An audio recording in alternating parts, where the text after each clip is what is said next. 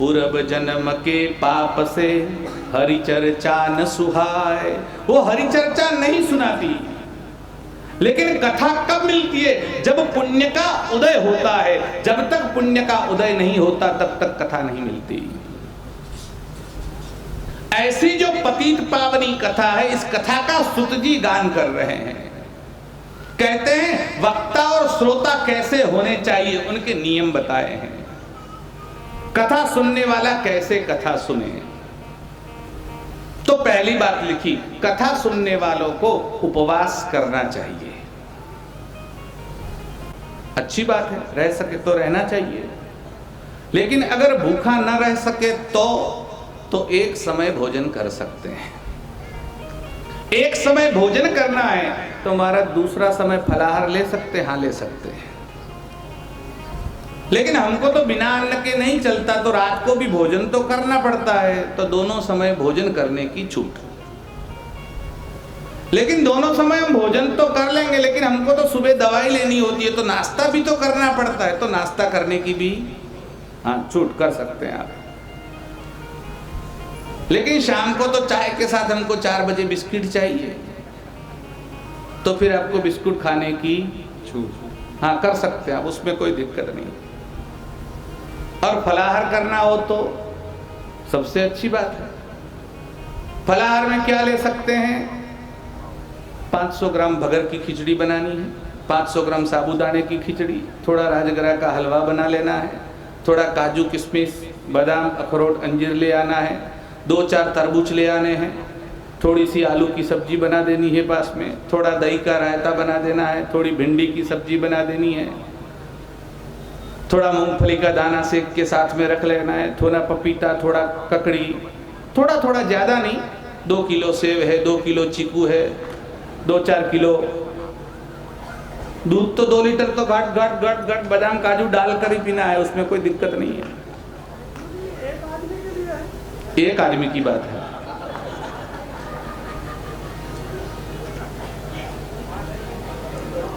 अगर कर सके तो ठीक है, नहीं कर सकते तो 7 टाइम भोजन करो, कोई दिक्कत नहीं है।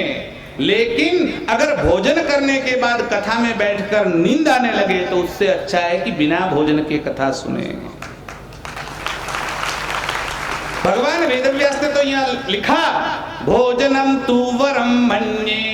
उपवास से भोजन अच्छा है कथा सुनने के लिए, कि कथा में बैठे और मन वहां घूमता हो, क्या बना होगा, क्या बना होगा, क्या बना होगा। जब तक खाना पेट में नहीं जाता तब तक कथा सुनाई नहीं देती। अगर ऐसा हो रहा है तो भोजन करके बैठे। भोजन महत्वपूर्ण नहीं है, उपवास महत्वपूर्ण नहीं है, कथा सुनना महत्वपूर्ण है। तो हम दोनों में से किसका प्रधानत्व देते हैं? तो व्यास जी ने लिखा, आप चाहे भोजन कर सकते हैं, एक समय नहीं, कितना भी टाइम चाहे तो भोजन कर सकते हैं। लेकिन याद रहे, कथा सुनने में भोजन विक्षेप करता है तो भोजन न करें। कथा सुनने में उपवास विक्षेप करता है तो उपवास न करें। कथा में बैठने वालों को 7 दिन तक भोजन करने की छूट है। लेकिन भोजन में लसुनम गृंजनम चैव पलांडुकवकानि च, लहसुन नहीं खाना है, गृंजनम गाजर नहीं खाना, लोपमाना ते श्रावका 14 भवन्ति, मृच्चालनी, मृत कहते हैं मिट्टी को। मिट्टी का ढेला आपने खेतों में देखा है? खेत में यहाँ होता है आपके यहाँ? ये जो मिट्टी का ढेला होता है, उसके ऊपर जब पानी गिरता है बारिश का, तब वो भीग जाता है, और भीग जाता है तब एकदम नरम हो जाता है, सॉफ्ट लगता है। तब आप हाथ में लो तो एकदम आपको नरम नरम दिखेगा। लेकिन जैसे ही उसके ऊपर सूर्य का प्रकाश गिरता है और वो पानी सूख के उड़ जाता है, तो ढेला वैसे का वैसा ही रहता है। ऐसे जब कथा में आते हैं कुछ लोग, तो बैठते हैं, कथा सुनते हैं, तब तो ऐसे नरम नरम दिखते हैं कि आज ही संन्यास ले लेगा। लेकिन पंडाल से जैसे ही बाहर निकलता है वो ढेला का ढेला, कोई फर्क नहीं पड़ता। जब तक अंदर बैठा तब तक तो नरम रहता है, बाहर निकलते ही वापस पत्थर बन जाता है। मृच्चालिनी, कुछ चालनी जैसे होते हैं। आप आटा छानते हैं, आटा छानने के लिए क्या चालनी बोलते हैं, क्या बोलते हैं आप लोग? तो ये जो चालनी होती है उसका क्या स्वभाव है? तो चालनी में आटा डालो तो आटा नीचे गिर जाएगा और कचरा कचरा ऊपर रह जाएगा। तो आटा आटा निकल जाता है और कचरा कचरा रह जाता है। ऐसे कुछ लोग कथा में आते हैं, घर जाते हैं तो कथा तो वापस यहीं पर चालनी में से निकल जाती है और कचरा कचरा घर लेकर जाते हैं। हमने एक जगह कथा में ऐसा कहा तो एक आदमी खड़ा हो गया, बोले शास्त्री जी आपने अभी कहा कि चालनी जैसे लोग होते हैं कि कचरा घर लेकर जाते हैं। मैंने कहा हाँ। बोले इसका मतलब तो ये हुआ कि कथा में कचरा आता है तभी घर ले जाएंगे ना लोग, अगर कचरा नहीं आता तो कहां से ले जाते? इसका मतलब कथा में कचरा भी आता है।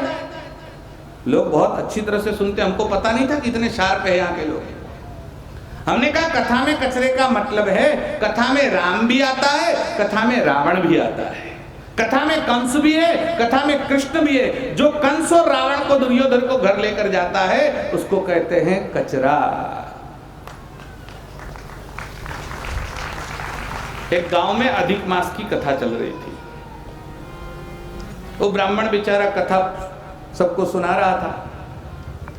अब कथा जो चल रही थी, कथा सुनाते सुनाते कभी वीर रस आता है, कभी हास्य रस आता है। लोग सुन रहे थे प्रेम से बड़े। 1 महीना खत्म हो गया, सब लोग दक्षिणा देने के लिए आए। पोथी के ऊपर किसी ने 5 रखा, किसी ने 5000 रखा। ये सब चल रहा था। महाराज ने कहा ठहरो ठहरो, दक्षिणा बाद में कर लेना, पहले मुझे कुछ आपसे पूछना है। बोले क्या पूछना है? बोले महाराज एक बात पूछनी है कि आप ये कथा कर रहे हैं, आप लोगों ने ये कथा सुनी है, 1 महीने से आप कथा सुन रहे हैं, आपने इसमें से क्या सीखा है? आप क्या घर लेकर जा रहे हैं? मुझे जानना है। आप में से कोई बता सकता है हमने इतने दिनों में ये सीखा है? तो एक आदमी खड़ा हो गया, बोले हाँ महाराज, हमने महाभारत की पूरी कथा आपके मुख से सुनी है, बहुत सुंदर कथा आपने सुनाई, लेकिन आपने क्या सीखा वो बताइए। उसने कहा हमने सीखा कि आपने बताया कि धर्मराज युधिष्ठिर, जो धर्मराज के नाम से जाने जाते हैं, साक्षात धर्म के अवतार हैं, ऐसे युधिष्ठिर भी अपने जीवन में एक बार जुआ खेलते हैं। तो हम 2-4 बार खेले तो उसमें क्या दिक्कत हो सकती है? आप कथा में क्या लेकर जाते हैं? ये सुनने के लिए लोग कथा में आते हैं क्या? महाराज ने कहा ठीक है अब बैठ जाओ। बहनों को पूछा, स्त्रियों में से कोई कह सकती है? तो एक बहन जी खड़ी हो गई। बोले आपने क्या सीखा? कि बोले महाराज आपने कहा द्रौपदी के 5 पति थे। महाराज ने कहा बैठ जाओ, आगे नहीं सुनना है। आप कथा में से क्या सुनकर क्या घर लेकर जाते हो? इसी का नाम कचरा है। मृच्चालिनी महिष हंस सुख स्वभाव। कुछ महिष यानी भैंस जैसे होते हैं। भैंस का स्वभाव ऐसा होता है। आप लोग भैंस रखते हैं, घर से भैंस निकलती है। अब तालाब भर गया होगा, गांव में तालाब है, तो भैंस घर से निकलती है, तालाब में जाकर बैठ जाती है, पूरा दिन बैठी रहती है, शाम को वापस घर आ जाती है। जब घर से छोड़ो तालाब, तालाब से छूटा घर, वैसे घर छोड़कर कथा के पंडाल में तालाब समझकर भैंस की तरफ बैठ जाते हैं, और कथा पूरी हुई तो भैंस की तरफ घर चले जाते हैं। ये भैंस जैसे हैं, इनका कोई काम नहीं होता, भैंस की तरफ पड़े रहने के लिए आते हैं। मृच्चालिनी महिष हंस सुख स्वभावा। लेकिन कुछ हंस जैसे होते हैं। हंस का स्वभाव कैसा होता है? आपने हंस देखा है? हंस कैसा होता है? सफेद, सफेद कलर का हंस होता है। हंस श्वेत बक श्वेत को भेदो बक हंसयो। हंस भी सफेद होता है और बगुला भी सफेद होता है। दोनों एक जैसे होते हैं, लेकिन दोनों में फर्क क्या है? नीरक्षीर विवेकेन हंसो हंस बको बकः। पानी में दूध मिलाकर अगर आप हंस के सामने रखेंगे तो दूध में मिला हुआ पानी आप उसको अलग नहीं कर सकते, लेकिन हंस दूध पी जाता है और पानी पानी छोड़ देता है। यह हंस की विशेषता है।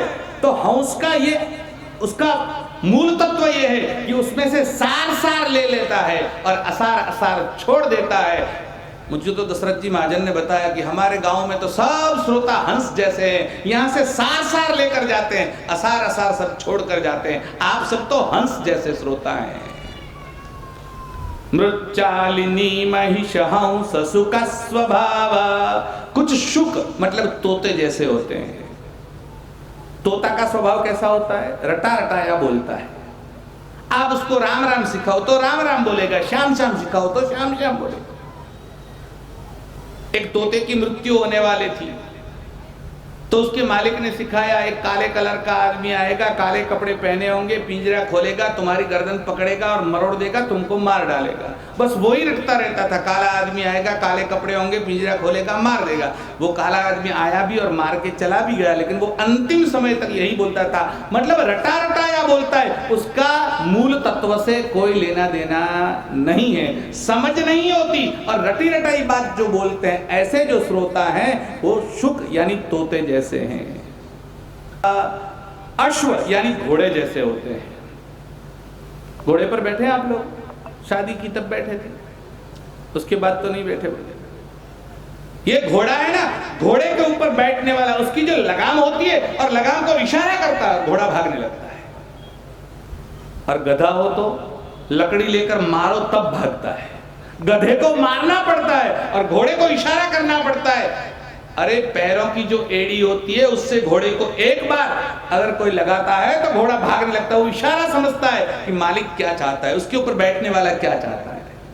वैसे वक्ता के इशारे को समझकर श्रोता समझ जाता है क्या कहना चाहते हैं। ये जिनको समझ आ जाता है वो सब घोड़े जैसे हैं। मृच्चालिनी महिषहंस सुख स्वभाव। मार्जार काक, मार्जार कहते हैं बिल्ली को। आपके घर में बिल्ली तो आती होगी, सबने बिल्ली देखी है। ये जो बिल्ली है, आपके गांव में कभी सर्कस आया है सोनी जी? आया है? अभी तो सर्कस आने करीब करीब बंद हो गए हैं। पुराने लोगों ने शायद देखे हैं। आपने देखे? आते हैं सर्कस में। आपने देखा होगा शेर को ट्रेनिंग देते हैं, वाघ को ट्रेनिंग देते हैं, हाथी को ट्रेनिंग देते हैं, घोड़े को ट्रेनिंग देते हैं। कभी देखा आपने बिल्ली को ट्रेनिंग दी सर्कस वालों ने? ऐसा नहीं हो सकता। जो भयंकर प्राणी है, शेर और बाघ को भी ट्रेनिंग देते हैं, लेकिन बिल्ली को ट्रेनिंग नहीं दे सकते। बिल्ली को किसी ने तालीम दी हो ऐसा नहीं है। एक बार बिरबल ने अकबर से कहा बिल्ली को तालीम नहीं दी जा सकती। अकबर ने कहा हम देकर दिखाते हैं। और अकबर ने 3 बिल्लियां पाली और बिल्ली को ट्रेनिंग देने लगा। 1 महीने तक, 2 महीने तक, 3 महीने तक ट्रेनिंग दी। और तालीम देने के बाद, उसको सिखाने के बाद बिरबल से कहा मेरे घर भोजन करने के लिए आओ। बिरबल अकबर के यहाँ खाने के लिए गया। दोनों के आसन लग गए, दोनों आमने सामने बैठ गए, दोनों के लिए चौकी आ गई, भोजन के लिए बैठे, बाजा रख दिया गया।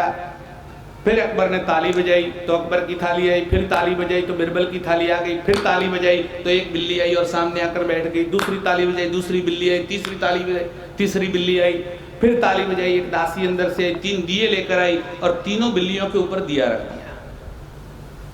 अब दोनों ने भोजन शुरू किया, भोजन चलने लगा। अकबर बिरबल की ओर देखता और कहता देख देख, तू कहता था ना बिल्ली को कोई ट्रेनिंग नहीं दे सकता, देख मैंने बिल्ली को ट्रेनिंग दी है।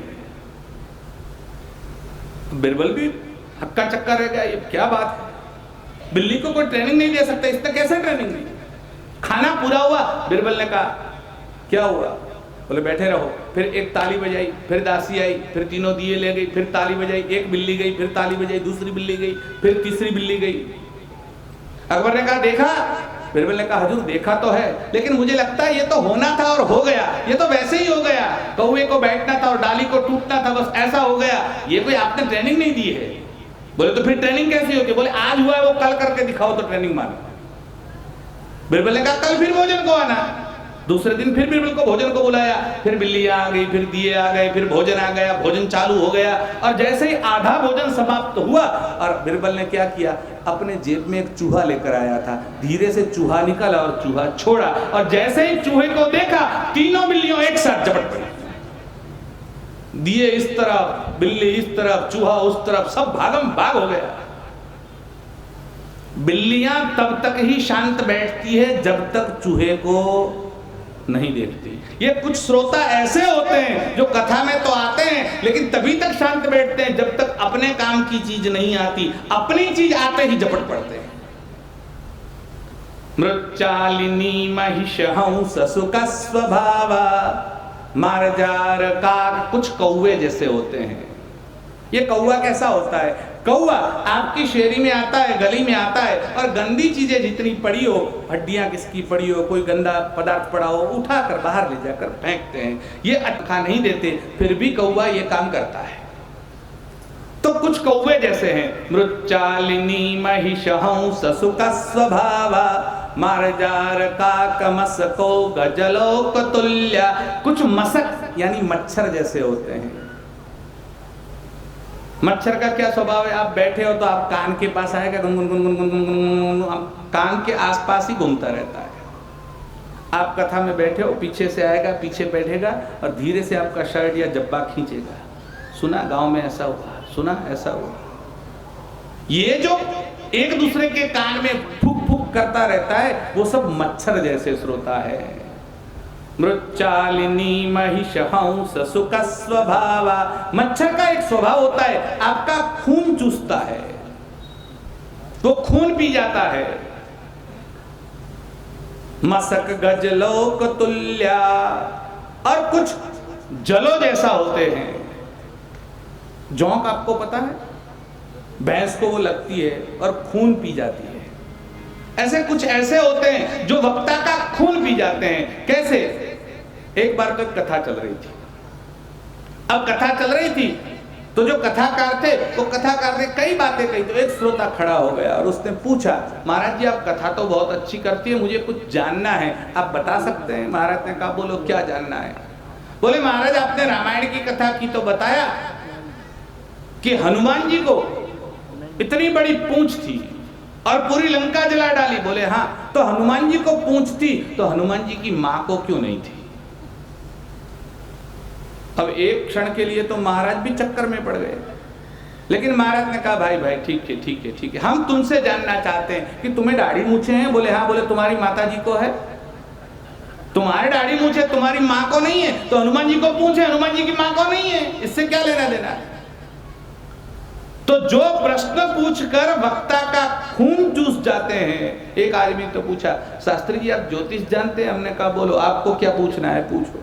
बोले आप ज्योतिष जानते तो बताइए आपकी 12वीं कब है? मैंने कहा हमारा 12वां तो होगा, लेकिन तुम्हारी वर्षी बीत जाएगी, उसके बाद होगा, उससे पहले। जैसा प्रश्न वैसा उत्तर होता है। एक आदमी ने पूछा, महाराज, बोले हाँ, भैंस का रंग कैसा होता है? काला। घास का रंग कैसा होता है? बोले हरा। तो घास हरा, भैंस काली, तो दूध सफेद क्यों? ऐसा कैसे हो सकता है? मतलब लोगों को कुछ पूछना नहीं है। ये प्रश्न पूछने वाले 3 प्रकार के लोग होते हैं। एक प्रकार के लोग जो प्रश्न पूछते हैं वो जिज्ञासा से पूछते हैं कि उनको कुछ जानना है, और जिज्ञासु श्रोता हो तो उत्तर यथा योग्य देना चाहिए, और अगर पता नहीं है तो कहना चाहिए हमको पता नहीं है, कहीं से जानकर बाद में आपको बताएंगे। लेकिन दूसरे प्रकार के लोग ऐसे होते हैं जो बताने के लिए पूछते हैं कि हमको इतना ज्ञान है, अपना ज्ञान दिखाने के लिए प्रश्न पूछते हैं। ये पीछे वाले 2 प्रकार के लोगों को ऐसा उत्तर दो कि काटो तो लहू न निकले। उत्तर भी वैसा ही होता है जैसा प्रश्न होता है। मार्जार काक गजलोक तुल्या, सच्छिद्र कुंभ पशु सर्प सिलोपमाना। कुछ श्रोता जो काना घड़ा होता है ऐसे होते हैं। आपने घट तो देखा है, घड़ा, और घट के अंदर अगर छिद्र हो जाए, काना हो जाए घड़ा, तो पानी लेकर आएंगे तो क्या होगा? घर पहुंचते पहुंचते पानी सारा निकल जाएगा। ऐसे काने घड़े जैसे, और वो भी व्यास जी क्या लेते हैं? सच्छिद्र कुंभ, 1-2 नहीं 100 काने हैं उसमें। और फिर वो यहाँ से कथा में से जाएगा, घर घर जाते जाते रास्ते में पूरी कथा निकल जाएगी। फिर पड़ोस वाला पूछेगा, आज कथा में गए थे? बोले हाँ। क्या सुनकर आए जरा बताओ? अरे बहुत कुछ बताया, शास्त्री जी ने बहुत अच्छी कथा की, हमने तो बहुत सुना, लेकिन तुम्हारी समझ में नहीं आएगा इसलिए नहीं बता रहा हूं। अब तुम्हारी समझ में नहीं आएगा इसलिए, या अंदर कुछ रहा ही नहीं है इसलिए? जो था वो निकल गया। सच्छिद्र कुंभ पशु सर्प सिलोपमाना। कुछ पशु जैसे होते हैं, एक की एक बात 10 बार बोलो तो भी उनकी समझ में नहीं आता। सर्प कुछ सांप जैसे होते हैं, सांप को दूध पिलाओ लेकिन क्या निकालता है? जहर निकालता है। दूध पिलाने के बाद भी जहर उठता है, वो सब सांप जैसे हैं। पशु सर्प शिलोपमाना, और कुछ शिला के जैसे यानी पत्थर जैसे हुए। पत्थर के ऊपर कितना भी पानी गिरे, पत्थर अंदर से कभी भीगता नहीं है। महाराज आपके जैसे जैसे तो यहाँ हमारे गांव में 25 कथाएं हो चुकी, आज तक हमारे ऊपर कोई फर्क नहीं हुआ है। आगे और 50 होगी तो भी नहीं होगा। ये सब पत्थर जैसे श्रोता हैं। तो ये 14 प्रकार के श्रोता कथा सुनने के लिए आते हैं, लेकिन कथा श्रवण का महत्व है। जैसा भी हो, एक बार कथा में आ गया और थोड़ी भी कथा उसके कान में गई है तो अवश्य में उसका उद्धार होने वाला है। तो महाराज इतना सब श्रोताओं के लिए कहा, तो वक्ता के लिए कुछ नहीं कहा, बहुत कुछ कहा है। वक्ता कहना कैसा होना चाहिए? अरे शिव पुराण में ही नहीं, भागवतकार ने भी लिखा कि वक्ता कैसा होना चाहिए। विरक्तो वैष्णवो विप्रो वेद शास्त्र विशुद्धिकृत दृष्टांत कुशलो धीरो वक्ता कार्योति निस्पृह। वक्ता ऐसा होना चाहिए जो श्रुति और स्मृति आदि ग्रंथों का अध्ययन करता हो, अर्थात जिसने शास्त्र का अध्ययन किया हो, जो दृष्टांत के माध्यम से सिद्धांत को समझाने में कुशल हो। ऐसा नहीं कि सिद्धांत सिद्धांत बोलता रहे और लोग सोते रहे, और ऐसा भी नहीं होना चाहिए कि दृष्टांत बोले और लोग हंसते रहे और सिद्धांत की बात आए नहीं, ऐसा भी नहीं होना चाहिए। वो दृष्टांत के माध्यम से सिद्धांत को समझाने में कुशल होना चाहिए, शास्त्र का अध्ययन करने वाला होना चाहिए, परमात्मा में अर्थात ब्रह्म में उसकी निष्ठा होनी चाहिए। ऐसा विरक्त केवल पैसों के लिए कथा करने वाला नहीं चाहिए। भागवतकार ने तो यहां तक लिखा, कारिका कणलोभेन कथा सारस्ततो गतः। जब से वक्ता लोग पैसे के लिए कथा करने लगे, तब से कथा का सार चला गया। केवल पैसे के लिए कथा नहीं होती। सुनने वाला कभी भी बिना कुछ दिए सुनता ही नहीं है।